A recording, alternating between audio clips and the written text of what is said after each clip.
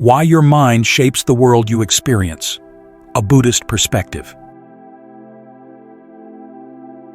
Two people watch the same sunset. One feels wonder opening in their chest, grateful to be alive.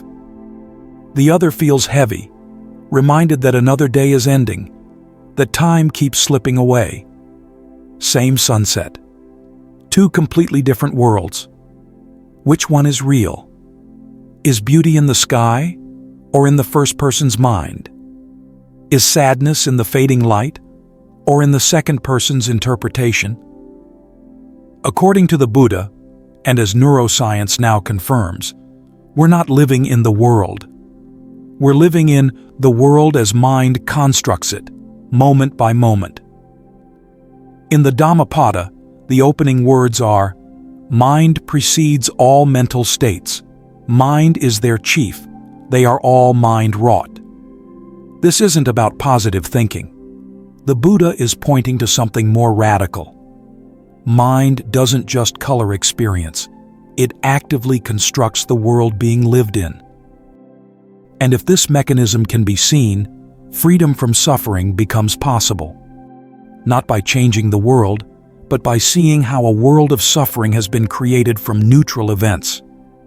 The Buddha said, "𝐿𝐴𝐻𝐵𝐵𝐸, come and see for yourself." So let's look at how mind creates world. The mind's architecture. A phone rings at 2 a.m. Before there's even full consciousness, something happens in the body.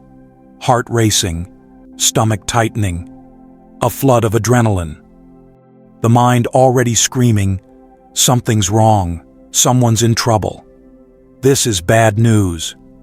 The phone hasn't been looked at yet, but there's already a world of emergency, of potential disaster. Now rewind that exact same moment.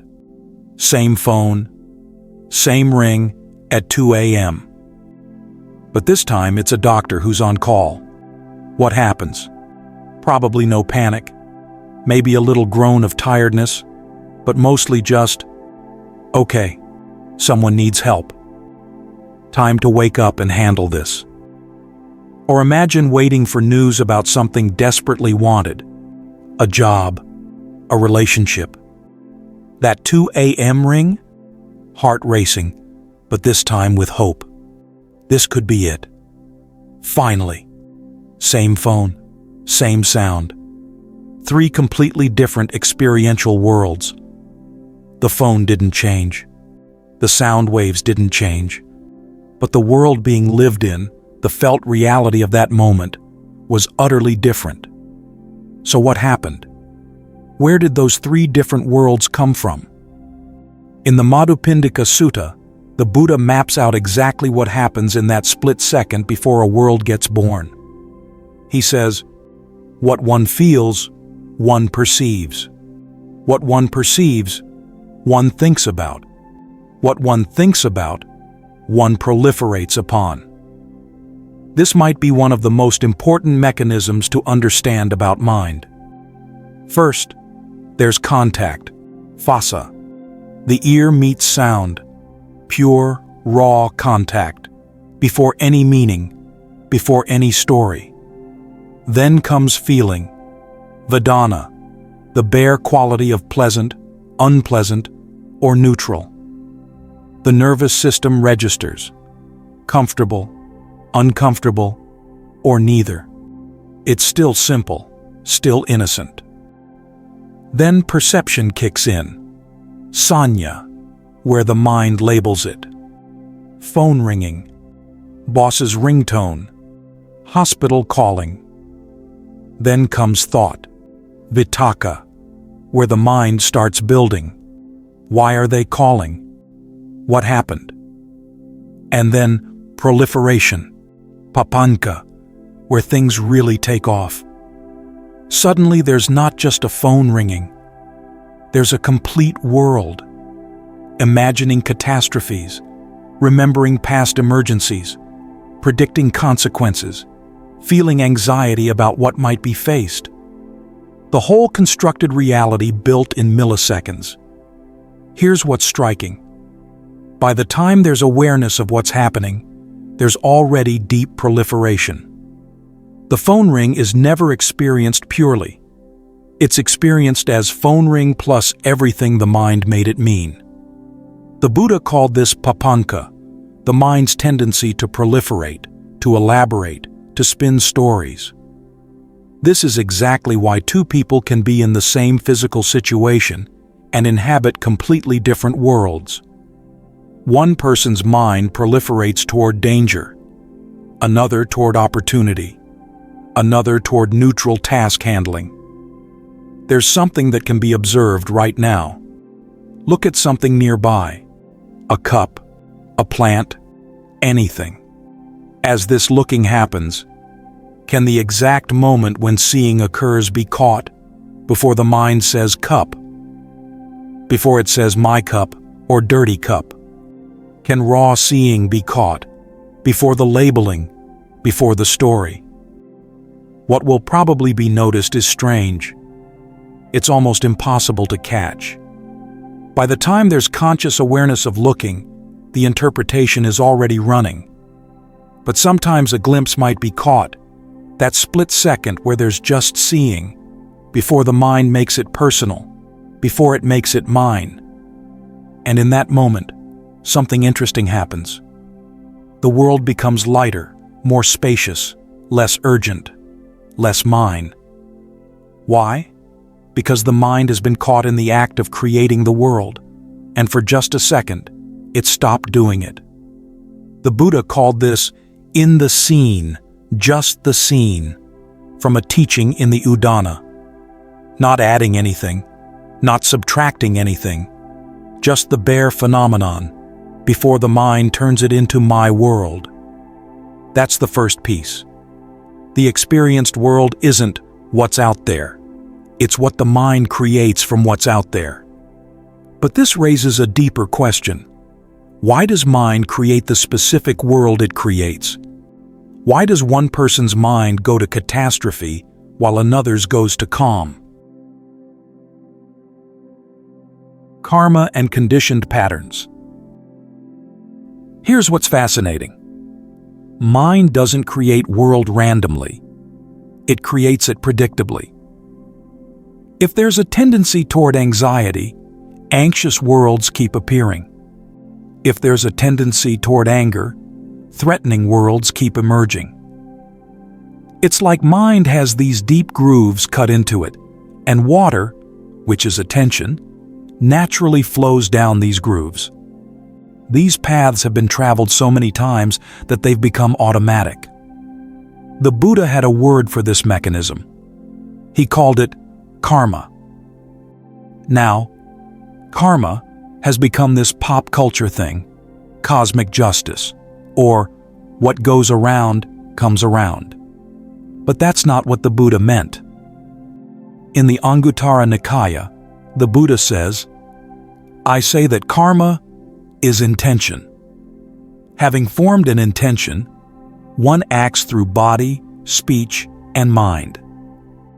So karma isn't about punishment or reward. Karma is about how intentions, habitual ways of reacting, shape experience of the world. Every time there's a reaction to something with anger, it's not just being angry. Mind is being trained. The groove is being cut deeper. Anger is being made more automatic, more available next time. Every time there's a response with kindness, a different response is being trained. A different groove is being created.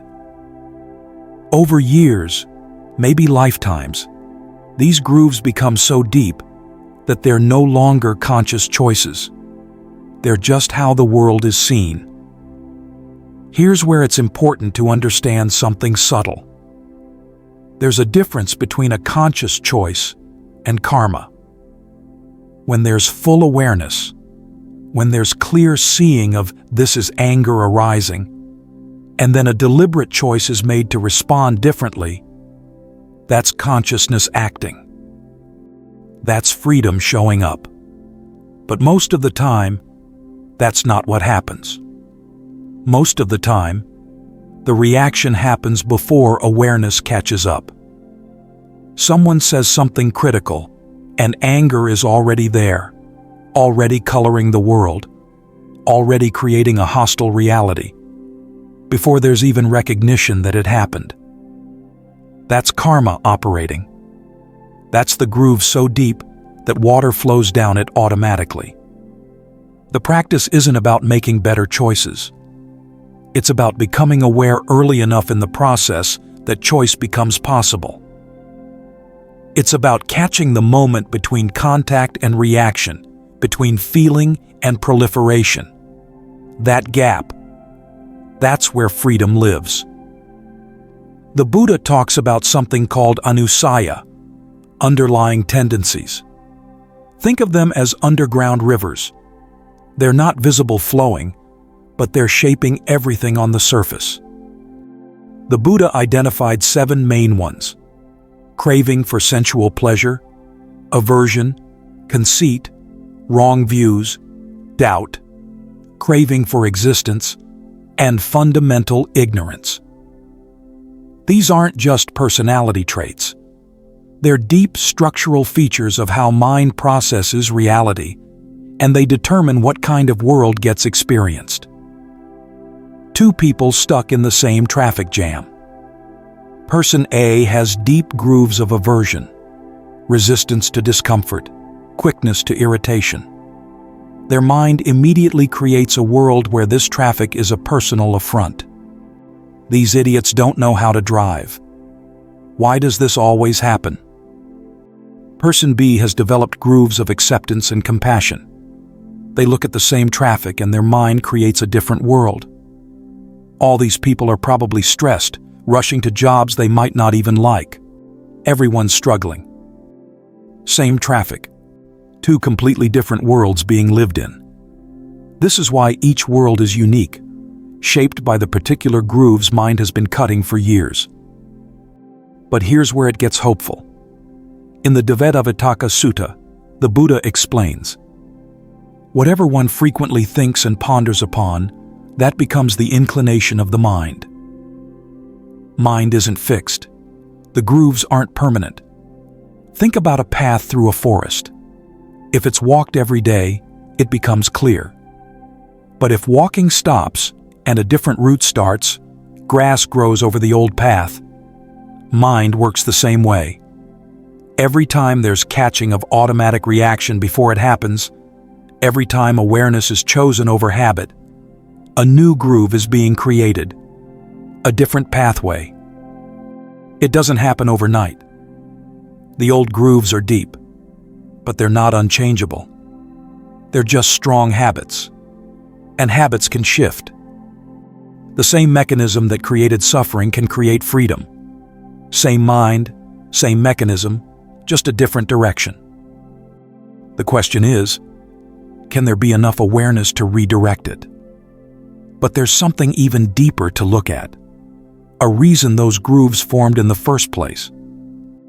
And that reason is sitting right at the center, the sense of I.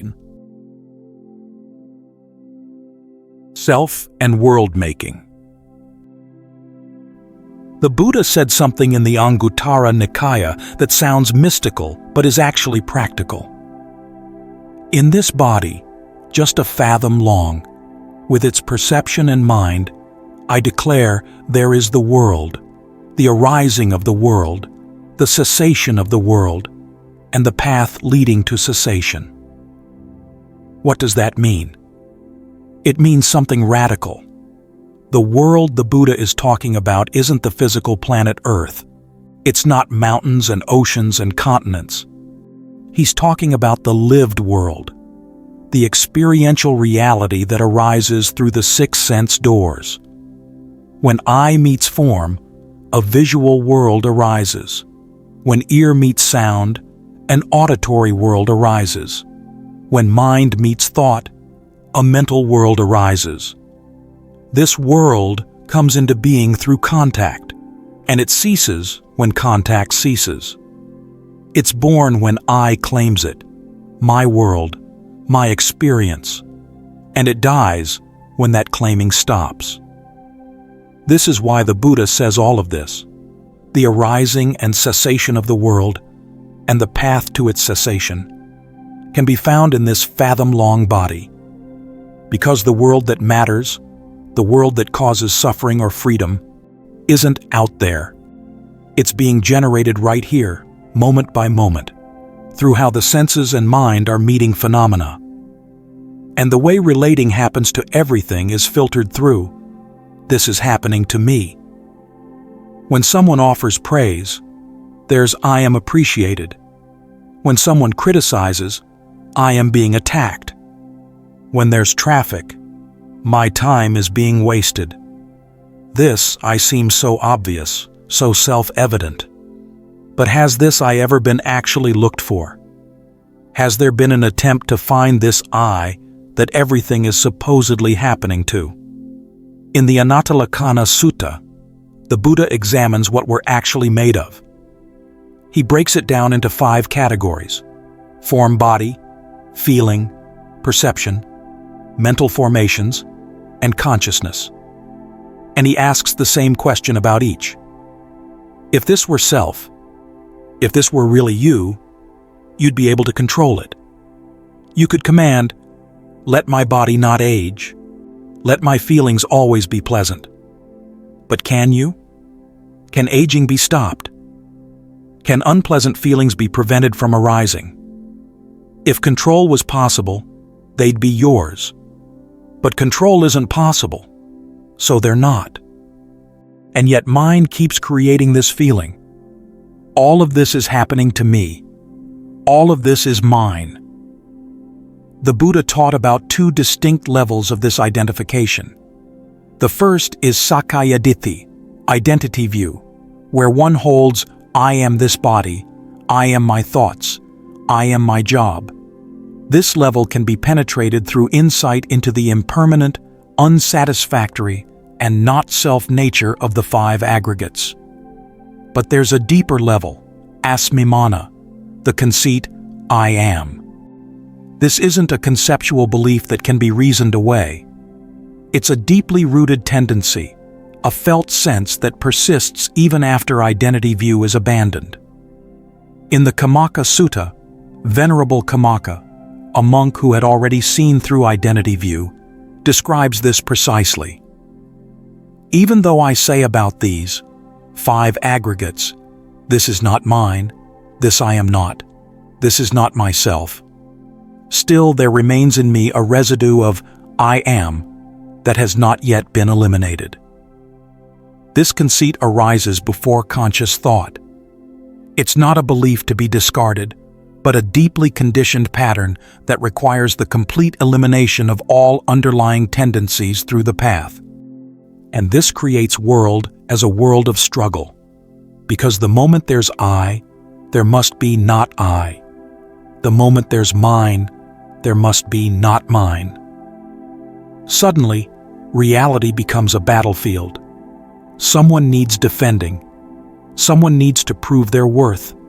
Someone needs to get what they want and avoid what they fear. Same universe, but experienced as a war zone. Someone without this deep sense of I. They're in the same situations, but there's no war. Just what's happening.